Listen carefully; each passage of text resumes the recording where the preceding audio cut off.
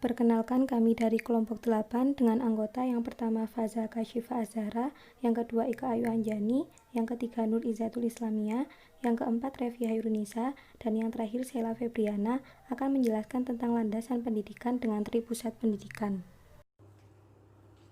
Halo semua, nama saya Ika Ayu Anjani. Sebelum kita mengenal lebih jauh, mengenal lebih dekat lagi tentang Tripusat Pendidikan, di sini saya akan menjelaskan tentang pengertian Tripusat Pendidikan. Jadi, Tripusat Pendidikan memiliki arti yaitu sebuah wahana atau juga bisa disebut sebuah tempat di mana peserta didik belajar dan mengaplikasikan hasil belajarnya. Nah, dalam kehidupan kita sebagai manusia, itu tidak bisa dipungkiri bahwa manusia sepanjang hidupnya itu dipengaruhi oleh 3 lingkungan pendidikan. Nah, 3 lingkungan pendidikan ini yang dinamakan dengan Tripusat Pendidikan. Lingkungan Tripusat Pendidikan menurut Ki Hajar Dewantara dibagi menjadi 3. Yang pertama yakni lingkungan keluarga, yang kedua lingkungan sekolah, dan yang ketiga adalah lingkungan masyarakat. Nah, seperti yang kita ketahui, lingkungan keluarga merupakan lingkungan pertama bagi seorang anak atau peserta didik. Dan lingkungan sekolah merupakan lingkungan di mana seorang anak memperoleh suatu pendidikan secara formal. Dan lingkungan masyarakat adalah suatu lingkungan di mana seorang anak akan mendapat pengalaman sosial yang saling membentuk sehingga dapat membentuk suatu kepribadian anak yang lebih baik lagi. Sesungguhnya jika kita mau jujur, kebanyakan ketidakberhasilan pendidikan di sekitar kita itu disebabkan karena karena kurang berfungsinya ketiga lingkungan pendidikan tersebut. Kurangnya harmonisasi dari ketiga fungsi lingkungan pendidikan tersebut akan menjadikan suatu menjadi tidak beriringan secara sinergis. Seperti pada lingkungan keluarga. Lingkungan keluarga kan seperti yang kita ketahui memiliki fungsi memberikan pondasi-pondasi atau memberikan dasar-dasar kepribadian pada anak seperti hati, rasa, emosi, dan lain sebagainya. Kurang berfungsinya fungsi keluarga ini akan mempengaruhi pembinaan kepribadian anak dan mempengaruhi pembinaan perilaku anak di lingkungan sekolah. Menurunnya keberhasilan pembinaan di sekolah juga akan berdampak pada kurang berhasilnya anak dalam menyesuaikan hidup di lingkungan masyarakat. Padahal seperti yang kita ketahui, lingkungan masyarakat itu kan sebagai wadah bagi kita untuk melakukan hidup dan kehidupan. Lingkungan Tripusat Pendidikan menurut Ki Hajar Dewantara yang pertama ialah peranan keluarga dalam pendidikan. Keluarga sendiri merupakan lembaga pendidikan yang paling utama, karena dalam keluargalah manusia itu dilahirkan, dibesarkan, dan dididik agar mampu menyerap norma-norma yang dijunjung tinggi keluarga, serta dilindungi dengan penuh kasih sayang. Anak akan meneladani dan meniru perilaku dari keluarga. Jadi, anak akan belajar tentang segala kehidupan yang pertama dengan keluarga. Secara definisi keluarga, Khairuddin mengungkapkan bahwa keluarga merupakan kelompok sosial yang kecil, yang umumnya terdiri dari ayah, ibu, dan anak, di mana hubungan ini keluarga bersifat tetap dan didasarkan atas ikatan darah, perkawinan, atau adopsi yang dijiwai kasih sayang dan tanggung jawab. Dalam hubungan ini, orang tua berperan merawat, memelihara, dan melindungi anak dalam rangka sosialisasi agar mereka mampu mengendalikan diri dan berjiwa sosial. Dalam keluarga, anak akan terbentuk kepribadiannya. Jadi, bahasa Jawa mengatakan kacang ora ninggal lanjaran, yang artinya adanya perilaku yang dimiliki anak sebenarnya adalah cerminan dari keluarganya atau orang tuanya dan masyarakat dalam pendidikan. Fembriarto mengungkapkan tentang fungsi keluarga sebagai berikut. Yang pertama yakni fungsi biologis. Keluarga merupakan tempat di mana anak dilahirkan, sedangkan orang tua yang melahirkan anak dalam rangka meneruskan keberadaannya dan seterusnya. Yang kedua yakni fungsi afeksi. Dalam keluarga terjalin hubungan yang penuh kasih sayang dan afeksi. Melalui hubungan kasih sayang dan kemesraan akan terjalin keakraban, keharmonisan, persaudaraan, cinta kasih di antara sesama keluarga, rasa saling memiliki dan memberi, serta menerima hubungan yang bersifat persamaan pandangan terhadap nilai-nilai.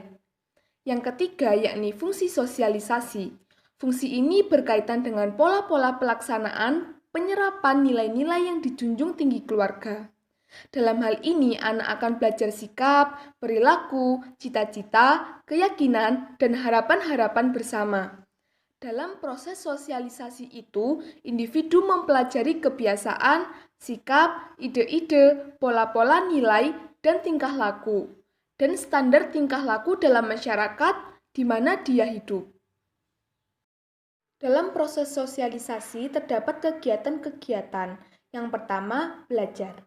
Proses sosialisasi anak pertama-tama terjadi dalam keluarga, terutama dengan ibu.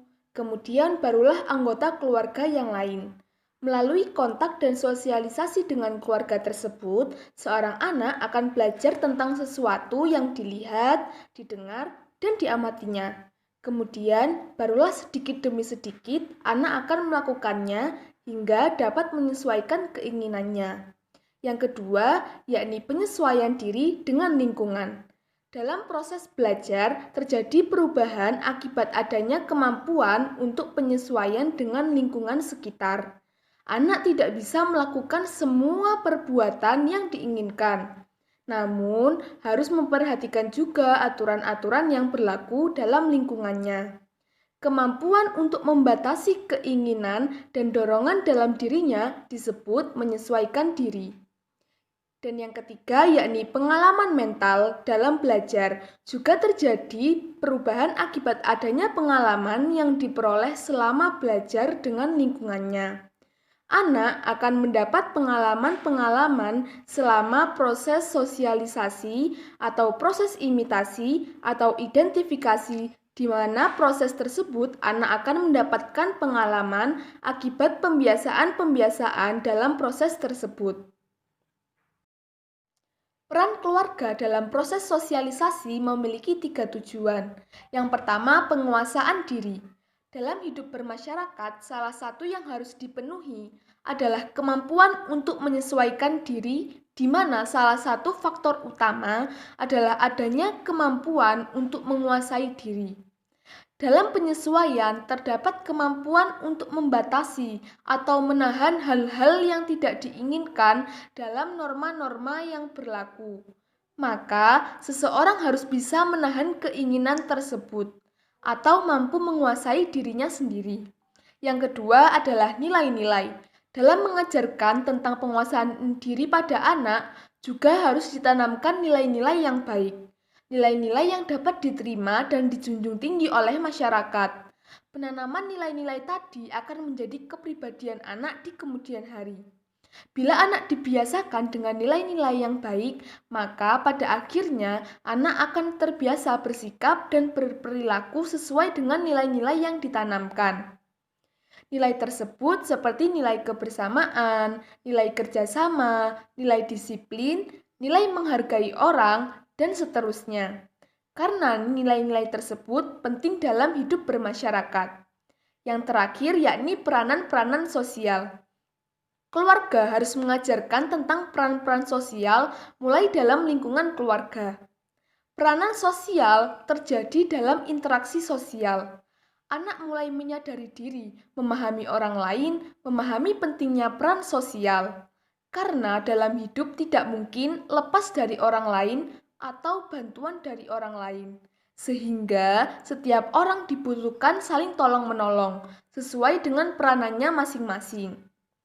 Peran anak dalam keluarga juga harus difungsikan, sehingga nantinya anak terbiasa melakukan interaksi sosial dalam keluarga. Yang akhirnya anak juga akan berperan dalam kehidupan sosial melalui interaksi yang dapat diterima oleh masyarakat. Saya, Revi Hairunisa, akan menjelaskan tentang peranan lingkungan pendidikan di sekolah. Sekolah adalah satuan pendidikan yang merupakan kelompok layanan pendidikan yang menyelenggarakan pendidikan dalam jalur formal, informal, dan non-formal di setiap jenjang dan jenis pendidikan. Pendidikan formal kita kenal sebagai sekolah, yaitu pendidikan yang diperoleh seseorang di sekolah secara teratur, sistematis, bertingkat, dan mengikuti aturan atau syarat-syarat yang telah ditetapkan. Secara realistis, sekolah merupakan lingkungan fisik dan non-fisik. Sebagai lingkungan fisik, sekolah memiliki tempat yang permanen, yaitu gedung sekolah, dilengkapi dengan segala peralatan yang ada. Lalu, ada guru yang bertindak sebagai orang tua di sekolah, ada siswa, serta ada pegawai yang juga melayani siswa. Ada aturan-aturan yang diberlakukan untuk mengatur tata tertib siswa, serta ada juga tujuan-tujuan yang akan dicapai dalam proses pendidikan. Sedangkan secara non-fisik, sekolah sebagai tempat yang mempengaruhi dan membina siswa melalui pembimbingan, pengajaran, serta pendidikan. Dalam konten non-fisik ini, sekolah sebagai sistem pembudayaan yang menginternalisasi nilai-nilai yang berkembang di masyarakat untuk dibudayakan dan ditanamkan kepada siswa, agar siswa memiliki nilai yang baik sesuai dengan nilai-nilai yang berkembang dalam masyarakat. Misi sekolah adalah untuk meneruskan pendidikan dari keluarga, serta untuk menyiapkan peserta didik agar mampu menjadi warga yang baik, bermoral, bertanggung jawab, serta diharapkan mampu untuk meningkatkan pembangunan di segala bidang kehidupan berbangsa dan bernegara. Demikian penjelasan saya tentang peranan lingkungan pendidikan sekolah. Selanjutnya, peranan masyarakat akan dijelaskan oleh teman saya. Saya akan menjelaskan tentang peran lingkungan masyarakat dalam pendidikan. Masyarakat diartikan sebagai suatu komunitas atau kelompok manusia yang hidup bersama di suatu wilayah dengan tata cara berpikir dan bertindak yang relatif sama dan menyadari diri sebagai satu kesatuan. Pada zaman sekarang ini, setiap orang menyadari akan peran pendidikan. Oleh karena itu, masyarakat ikut berpartisipasi dalam pendidikan. Di dalam lingkungan masyarakat, pastinya ada peranata sosial yang harus ditaati dan dipatuhi oleh warga masyarakatnya itu sendiri. Apabila ada masyarakat yang melanggar peranata sosial yang sudah ditetapkan di masyarakat itu, maka ia bisa dikucilkan dan tidak dianggap eksistensinya oleh warga lainnya. Apa yang diajarkan dan dibudayakan tentang nilai dalam pendidikan tidak boleh bertentangan dengan nilai-nilai yang berkembang dalam masyarakat. Apa yang dianggap luhur dalam suatu masyarakat juga akan diajarkan dan dibudayakan dalam pendidikan. Sebagai contoh, di masyarakat terdapat kegiatan keagamaan seperti tahlilan, yasinan, berjanjian, dan lain sebagainya. Maka di sekolah juga diajari materi tentang pelajaran tahlilan, yasinan, dan lainnya itu melalui media pembelajaran agama praktek atau ibadah, dan juga bisa melalui ekstrakurikuler keagamaan yang ada di sekolahnya itu. Suatu peradaban yang ada di masyarakat itu juga mempengaruhi kemajuan suatu pendidikan yang ada di masyarakat itu. Selanjutnya, saya akan menjelaskan tentang pengaruh timbal balik antara Tripusat Pendidikan dengan perkembangan peserta didik. Pertumbuhan dan perkembangan peserta didik sebenarnya disertai oleh beberapa faktor. Faktor yang pertama adalah faktor hereditas atau faktor keturunan dan bawaan yang diwariskan oleh orang tuanya. Faktor yang kedua adalah lingkungan proses tumbuh kembang atau lingkungan sekitarnya, dan faktor yang terakhir adalah fitrah. Yang dimaksud dengan fitrah adalah sifat asli, bakat, dan bawaan dari peserta didik itu sendiri. Pertumbuhan pada anak selalu disertai dengan perkembangan. Jadi istilahnya, pertumbuhan dan perkembangan ini tidak bisa dipisahkan atau selalu berjalan beriringan. Nah, masa perkembangan pada anak mulai usia 5-11 tahun merupakan masa perkembangan yang sangat berpotensi besar terhadap sekelilingnya. Karena pada masa ini anak sangat kuat ingatannya dan sangat peka terhadap sekitarnya. Oleh karena itu, lingkungan pendidikan sangat berperan besar terhadap pembentukan anak agar menjadi baik. Karena lingkungan merupakan segala sesuatu ruang, daya, keadaan, dan makhluk hidup yang menjadi satu, termasuk di dalamnya terdapat manusia dan perilaku yang nantinya akan direkam dan diikuti oleh anak. Pada kesempatan ini juga, Tripusat Pendidikan akan berhasil menumbuh dan mengembangkan peserta didik jika mampu memanfaatkan masa-masa ini dengan berbagai pembinaan dan pendidikan yang sangat efektif. Setiap pusat pendidikan sangat berpeluang dan berkontribusi besar terhadap kegiatan pendidikan dengan peran yang bervariasi. Yang pertama adalah pembimbingan. Yang dimaksud dengan pembimbingan di sini adalah upaya untuk membimbing dan memantapkan pribadi siswa agar sesuai dengan nilai, norma, dan budaya yang ada. Seperti contoh, siswa mendapatkan tugas dari sekolahnya, maka guru harus mengarahkan dan membimbing siswa untuk mengerjakan tugas tersebut. Jika hal ini tercapai, maka terbentuklah siswa yang mandiri dan produktif. Yang kedua adalah pengajaran. Yang dimaksud dengan pengajaran di sini adalah upaya untuk mengajari siswa agar paham dan mengetahui tentang ilmu pengetahuan. Contohnya, guru menjelaskan tentang pelajaran terhadap siswa.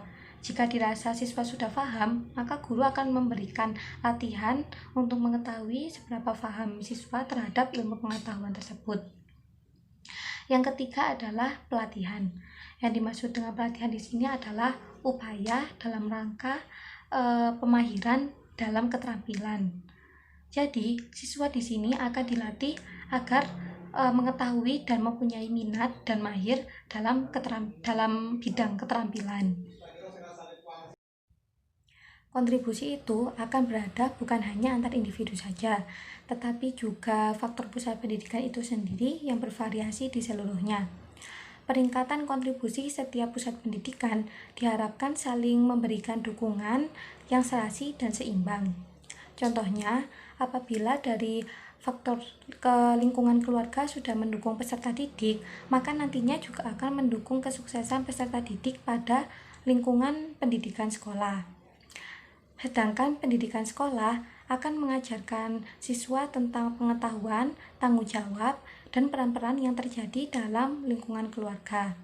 Nantinya pendidikan sekolah dan dan lingkungan keluarga akan langsung membawa kontribusi terhadap pendidikan masyarakat. Seperti norma-norma yang dijunjung tinggi akan dipatuhi dan ditaati oleh peserta didik karena ia sudah terbiasa menaati peraturan pada pendidikan sekolah dan lingkungan keluarga.